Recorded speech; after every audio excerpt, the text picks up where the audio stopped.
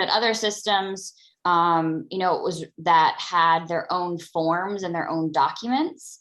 And that was a no-go for me because I knew exactly how I wanted our forms to look so that we were tracking things using standardized measurements and standardized tools. And with intakeQ, I could create the form exactly how I wanted it to be.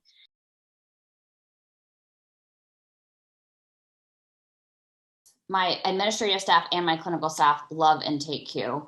I always say, like, if I could love a technical or an IT program, like I love intakeQ. Like, the way that things are automated saves us so much time and so much money from an administrative perspective. I do my best to give as little administrative tasks to my clinicians as possible, to just keep them doing clinical work.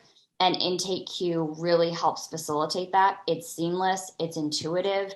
The appointment reminders, the emails that get sent out when we automatically schedule an intake, invoicing, paying online, like all of that really helps me save money from an administrative perspective as well. This just makes sense. Like, it's so easy. I can't tell you how many times new clinicians are like, how do I send an intake, or not an intake form, how do I send a consent form? I'm like, oh, you just go here, click forms, patient, send it. And they're like, that's it.